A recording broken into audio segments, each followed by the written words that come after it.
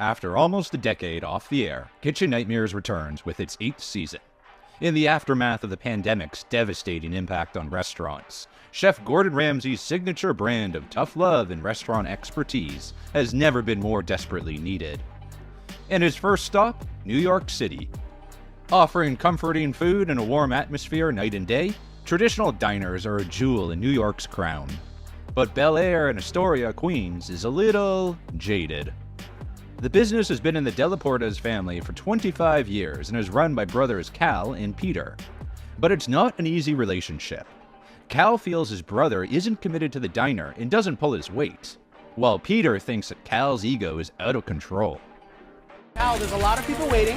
What's going on? I can't do my job if you're not supervising the waiters. You're in the kitchen. I'm not in the kitchen. Tension affects the other staff and the customers, as well as their parents, Patricia and Archie, who would like to retire but don't dare step away until the fighting stops. If you can't handle it, I'm here. I'm okay, Dad. Thank you. Diner has a huge menu with 420 dishes, but customers don't enjoy the food created by the 20 kitchen staff, and dishes are sent back as quickly as they hit the dining room. In an effort to make the diner the best in the country, they've called in Gordon Ramsay to help. Gordon walks up to the imposing building and is greeted at the door as a nervous-looking Cal looks on. Oh my God, it's bigger than I thought. I'm terrified. On his way to his seat, Gordon spots a lobster tank, which he thinks is a strange thing to have in a diner. As he takes his seat, he decides to start with a cup of coffee, a crucial element of any good diner. It's terrible coffee. When the server suggests a cappuccino instead, he declines. Chef Ramsay flips the enormous menu and counts 270 items in just the first half of the huge book, and it contains a strange mix of American and Mediterranean dishes. The helpful chef offers to give the waitress a hand when he orders a lobster BLT by picking the lobster out from the tank himself. Gordon starts with a Greek lamb gyro, which he quickly spits out. It's disgusting and embarrassing for a Greek diner. He moves on to the French fine dining classic, coq au vin, which he has never seen on a diner menu before. Ramsay can immediately tell the chicken was cooked days ago, and goes on to describe the sauce as slurry. Next, it's time for homemade tortellini, which clearly isn't homemade, and tastes of nothing. Fillings escaped. I've got more cream cheese in a zit. In the kitchen, Cal explains that the tortellini filling explodes in the fryer, leaving the pasta empty. But nobody has complained, possibly because nobody's ever ordered it before. The lobster BLT isn't any better. The lobster is raw, mushy, and rancid. The only element of the sandwich worth eating is the lettuce.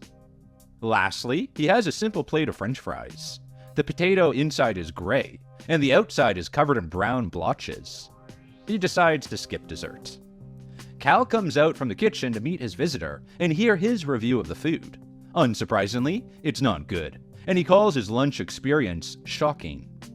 Cal takes full responsibility for the meal, which leads Gordon to ask why his parents are at the restaurant if they're not in charge. He explains that his brother isn't picking up his share of the work, so his parents can't retire. Despite being paid by the diner, he's helping at his girlfriend's restaurant instead of the diner, even today when he knew they had a special visitor. Gordon asks why the restaurant is paying the absent brother, and Cal explains that his parents insist he's given an allowance of $50,000 a year. Ramsay tells Cal that the situation is clearly unfair, causing him to break down in tears. The chef tells Ramsay that he's a baby at home, and the pressure of maintaining the family business on his shoulders. He is so committed that he sometimes even sleeps at the restaurant. He can't let the diner fail, because it pays for his home, and his parents' home. Gordon wants to meet the missing brother and gets Cal to call him in. Peter arrives and sits down with Gordon for a chat. He's wearing a Rolex and a bad attitude, both of which Gordon spots immediately. Chef Ramsay asks why he's not committing to the restaurant and suggests he's distracted by his fiance's place when he should be helping his family. Peter admits he feels guilty when he sees his parents unable to step away from the diner, and says he loves his brother, even if he finds it hard to work with him. That evening, Gordon wants to observe the brothers in action. Orders start to hit the kitchen, and Cal gets to work. Ramsay picks up a medium-rare steak, which looks overcooked, and brings back a grilled cheese sandwich that hasn't been grilled. The cheese isn't even melted. So far, the standards are very low, and Peter blames his brother for all the complaints. A burger comes back, and it's raw. It's not only embarrassing, it's dangerous. Gordon pulls Cal to one side and tells him to get a grip on the food, or he's leaving. The chef pleads with his team to step up and help him, but many of the dishes are still being sent out incorrectly. Ramsay discovers the entrance to the basement storage area and decides it's time to take a look. Oh my God. It's like a scene out of Saw. The huge underground room is full of broken and dirty equipment. The floor is flooded and every sink and surface is stacked with filthy pots and pans. There are endless containers of stinking, uncovered food, which causes him to cough and gag. Nothing is labeled or dated, and liquid seeps out of many of the cases. The last straw is a box of rotting chicken, which is so out of date it's actually frothing. Even the sound man can't take the stench. Chef Ramsay is sick behind a shelving unit. He and his crew have seen, smelled, and suffered enough. Calling it something out of a horror film, he calls the brothers together to find out how the storage area was allowed to get so far out of control. Peter admits he hasn't properly checked out the fridges for a month, but Cal insists he went through them the day before, and he isn't sure how he managed to miss something. Gordon tells him he must be blind, and asks the manager to clear the dining room. He's shutting the diner down. In the kitchen, he finds cooked and raw burgers stored together, and demands an explanation from the chef. Cal's mother is quick to step in and defend her son by saying that delegated tasks sometimes don't get done. But Cal tells his mom that the buck stops with him, and ultimately it's his fault. As Gordon wipes down the kitchen hoods, a waterfall of grease falls onto the ovens and shelves below. It clearly hasn't been cleaned in a long time. As well as being disgusting, it's a huge fire risk. Now that he's established the kitchen is a death trap, he marches the whole team down to the basement. Chef Ramsay finds the chicken used to make the coq au vin, uncovered and unlabeled, and insists they all smell it. It's the least they can do after making him eat it. He shows them a container of old pulled pork and the bubbling rotten chicken, and tells them they should be ashamed of the hellhole they are running.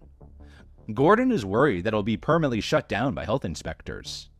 He walks out and leaves them to clean up the mess. The shocking scene has helped Peter realize that he needs to step up and help out more. While Gordon is tempted to run away, he decides to stay and attempt to bring the family together. He reminds them that the business has provided them with a lifestyle, and they need to work hard to maintain it. The parents dreamed of passing the business on to their boys, but they must prove they are worthy, and they need to stop mixing their personal and professional relationships. Peter and Cal are both ready to work for their future. Gordon wants to make them realize how lucky they are to have been handed the business on a plate, and that they are wasting the opportunity they've been given. To show the brothers how a restaurant should be run, he invites them to Gordon Ramsay Fish and Chips in Times Square. The restaurant serves 1,000 customers a day, so it needs to run efficiently. They start by looking through the walk-in, which smells delicious and looks neat and organized. Behind the line, Gordon shows them how to make perfect fish and chips. They start by chopping fresh potatoes to make the fries. Gordon has checked out the profit margins on the frozen fries the diner uses, and tells the brothers they are actually losing money on each plate they serve. To help them out, he's willing to share his recipe. Dig in, dig in. What's wrong? Hot. Of course it's hot, it's just from our fryer. They celebrate by sampling the food they've just made. While Chef Ramsay can help them with the menu, he reminds the brothers that the most important thing they can do to save the diner is to unite, because they can't turn things around without each other. Back at Bel Aire, he has a surprise for the family. His team has given the restaurant a makeover. Instead of updating the look of the tired diner, he's done the opposite, giving the whole place a clean retro look. The dining room is now light, bright, and colorful, with drive-in themed booths, metallic finishes, and bespoke lighting and signage. At the bar, they sit at the new countertop to sample the updated menu and a great cup of coffee from the new $18,000 espresso machine. There's also a filter coffee drip machine and blenders for smoothies. The new menu is just one page and carries 20 items, including Gordon's famous fish and chips, instead of the 420 items they were previously offering. The family is ready to try the food, which is all delicious. The pressure is on to make the relaunch work, and Cal is anxious. Customers start arriving, and they need to be impressed. Along with firefighters and social media influencers invited by Gordon, there's one particular guest of honor, Cal's baby daughter. Gordon reminds Cal that he's the last line of defense and can't let anything substandard leave his kitchen. He gets to work, and Peter is ready to run front of house. Food starts leaving the kitchen, and Cal has everything under control. Everyone is helping, even Gordon is running plates. And when he does, he realizes that another of his special guests from Make-A-Wish Foundation ordered 10 minutes ago and hasn't been served yet. Gordon chases the order and tells the kitchen team to communicate to get whole tables served faster, instead of putting individual dishes on the pass. Out front, Patricia is speaking to guests, joking about finding hair in the chicken fingers and complaining about the new setup. One-page menu, I'm already cringing. That's like, what is that? I was also told I'm not allowed to walk around, so we'll see. What are they gonna do, fire me? Peter asks her to take a back seat, which she agrees to do, for now. In the kitchen, Cal's team almost sends out a raw chicken burger, which thankfully Gordon intercepts. The kitchen team still isn't preparing a whole tables order at the same time, which is causing these mistakes. A fish and chips order comes back, and the batter is raw. Gordon tells Cal he needs to coordinate his staff and to think of himself as the conductor of the kitchen. Cal steps up a gear, but the food is still going out too slowly. But Peter keeps guests happy out front, and the guests are enjoying the food. Archie and Patricia take time to sit with their granddaughter, and the brothers come together to talk through the service. Ramsay tells the owners that their sons have proved themselves, and it's time to hand over the reins.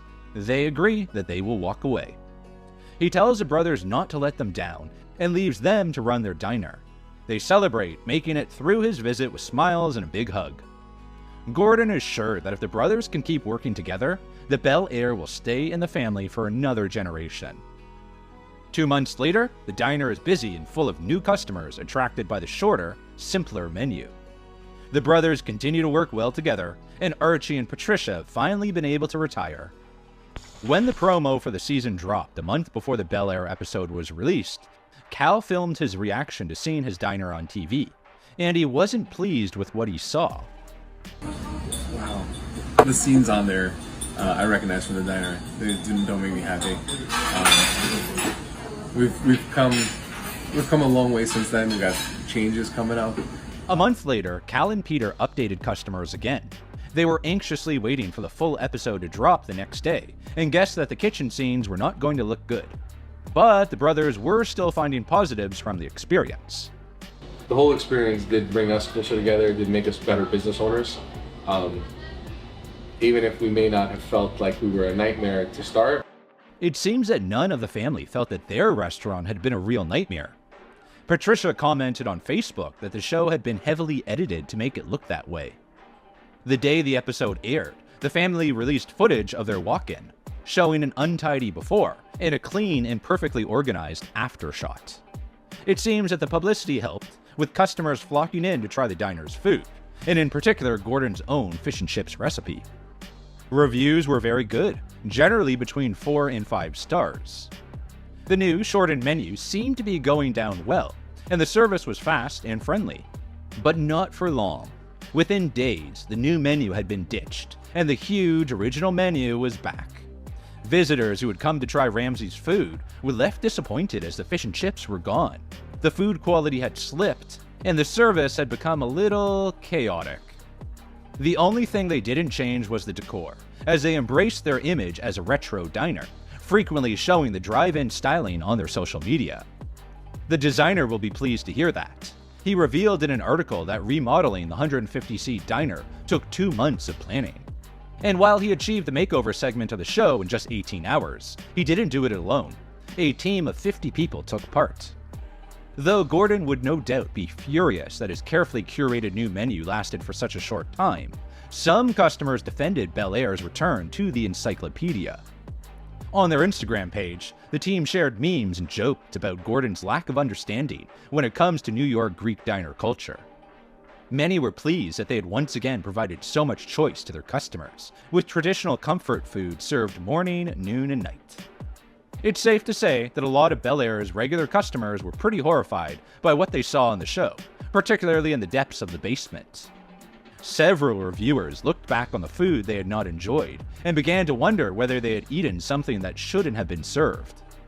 Others felt the state of the basement was exaggerated or even staged, with several pointing out that if the hygiene standards were as low as they appeared, the health inspectors would have shut it down. Well, they were right about that. In October 2022, around 6 months before Gordon's visit, the diner was indeed ordered to close after it failed an inspection. The restaurant received 89 violation points. That's almost double the number that triggered a shutdown of other local restaurants around the same time. The breakdown of violations is a stomach-churning read, with highlights, or lowlights, being evidence of rats in the building, no hand-washing facilities in the bathroom, and lack of personal cleanliness. The diner was closed for 1 full day while the team deep cleaned and made the required changes, but Bel Aire reopened less than 48 hours later. Inspectors revisited the restaurant twice in February 2023, and while the restaurant was allowed to stay open, it still received numerous violations on both occasions. That makes it hard to believe that Cal knew nothing about the state of his food storage just 3 months later, as cross-contamination was one of the stated violation points. But maybe Gordon's visit, and their public embarrassment, including the very first time we have seen a crew member gag, had encouraged them to change their ways and clean up their act. It seems not. Their latest inspection, which took place in June 2024, still found 31 violations, including filth flies, dirty food contact surfaces, and food stored at the wrong temperatures. While it may seem like a strange choice to go on a show known for exposing filthy kitchens when your kitchen is less than perfect, there is a simple explanation. They didn't know what the show was. Patricia revealed on Facebook that they were invited onto a renovation show and found out it was kitchen nightmares right before filming. That would explain why the dining room makeover is the only element they were happy to hang on to and promote online. While the appearance on the show encouraged some locals to give the diner a try, the hygiene levels certainly put others off for good. This may be the reason that Bel Aire runs ghost kitchens, which is when a business sells and delivers food to customers under another name. There are multiple restaurants with different names on Seamless and Grubhub, which operate from the same address as Bel Aire Diner, and presumably sell food from the same kitchen. They average just under 4 stars, while Bel Aire receives 3.3 on Yelp, but reaches 4 out of 5 on TripAdvisor and 4.2 on Google. It's only been a little over a year since this first episode of the latest series was aired, so we don't have big updates on the family, but social media suggests the brothers are still hard at work at the restaurant, and their parents take a table for every family celebration. We hope the brothers are able to continue to work together to make the most of their parents' legacy and make the business a success. And we're looking forward to seeing what happens to the diner and its basement in the future.